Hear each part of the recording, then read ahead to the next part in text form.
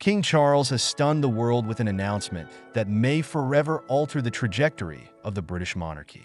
After months of speculation, whispers of unrest within the royal family, and debates over the institution's modern relevance, the king has decided to address the nation directly, bypassing traditional channels of communication.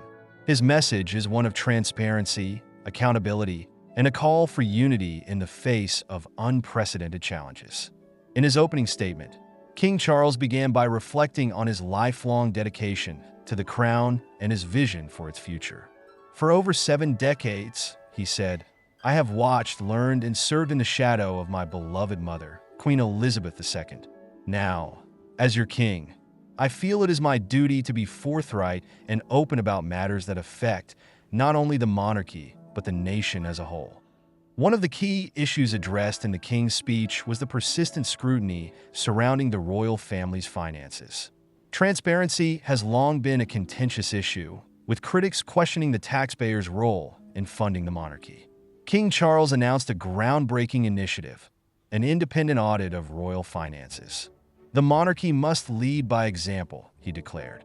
We cannot ask for the trust of the public without earning it through accountability and openness. This initiative will reportedly include the release of previously confidential records regarding royal spending, including expenditures on travel, events, and personal assets. The king's decision to voluntarily subject the monarchy's finances to such scrutiny is being hailed as a historic move, one that could reshape public perceptions of the institution. Another focal point of the king's address was the ongoing debate over the monarchy's role in a modern democracy. The world has changed, he acknowledged. Our institutions must evolve to remain relevant and meaningful. Tradition alone cannot sustain us in an era of global connectivity, social justice movements, and economic challenges. To that end, King Charles announced his intention to streamline the monarchy, reducing its size and scope. The so-called slimmed-down monarchy has been a topic of discussion for years, but the king's confirmation of this plan marks a significant shift. This restructuring will likely involve fewer working royals and a sharper focus on key areas such as environmental advocacy, youth empowerment, and social cohesion. Environmental issues, long a cornerstone of King Charles's public life, were a prominent theme in his address. Our planet is at a tipping point, he warned. As stewards of this earth, we must act decisively and collectively to safeguard its future. The king pledged to leverage his platform to amplify global efforts against climate change, calling it a moral imperative for our time. In addition to these broad reforms, King Charles also delved into personal matters, addressing rumors and controversies that have plagued the royal family in recent years. While he did not name names, his remarks were clearly aimed at mending the rift between the monarchy and certain family members. Family is the cornerstone of our humanity, he stated. It is a source of strength, but also of pain. I am committed to healing divisions and fostering understanding within our family, as I hope to do within our nation. Observers believe this was a veiled reference to ongoing tensions with Prince Harry and Meghan Markle, whose departure from royal duties and subsequent interviews have caused significant public debate. The king's comments suggest a willingness to reconcile, though the path forward remains uncertain. King Charles also took a moment to address the legacy of colonialism and the monarchy's historical role in it. History must be faced with honesty, he said. We cannot change the past, but we can acknowledge it, learn from it, and work towards a future of equality and respect for all nations and peoples. This acknowledgement is particularly significant given the growing calls for reparations and apologies from former colonial powers. The king's words are being seen as an attempt to engage with these demands in a meaningful way, though the specifics of any actions remain unclear. The king's speech also included a direct appeal to younger generations.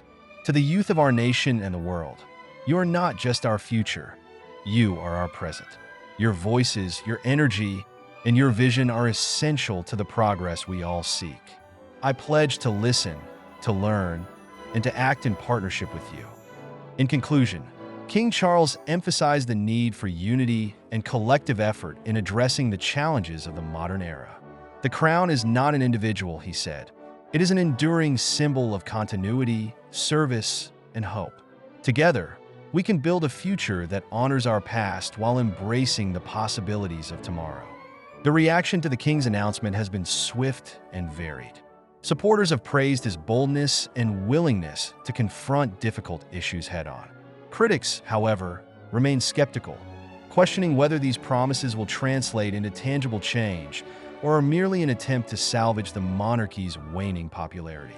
The independent audit of royal finances is likely to be one of the most closely watched aspects of the king's plan. If implemented successfully, it could set a new standard for transparency and accountability, not just for the British monarchy, but for royal families worldwide. However, any findings that reveal misuse of funds or excessive spending could further fuel Republican sentiments. The proposed slimmed-down monarchy is also expected to face challenges, particularly from those who may be directly affected by the changes. Questions remain about who will be included in the core group of working royals and what roles others will play. This restructuring could redefine the monarchy's public image, either strengthening its focus and purpose or exposing divisions within the royal family. Environmental advocacy, a cause King Charles has championed for decades, is likely to resonate with a significant portion of the public, particularly younger generations. However, skeptics argue that the monarchy's lavish lifestyle and extensive travel undermine its credibility on this issue. The king's ability to align his personal actions with his environmental message will be crucial in determining the impact of his efforts.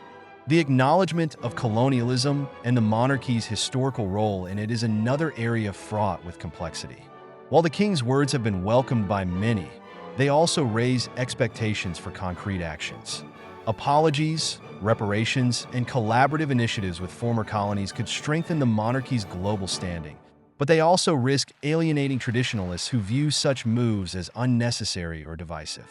The king's appeal to younger generations is perhaps his most strategic move, as their support is vital for the monarchy's long-term survival.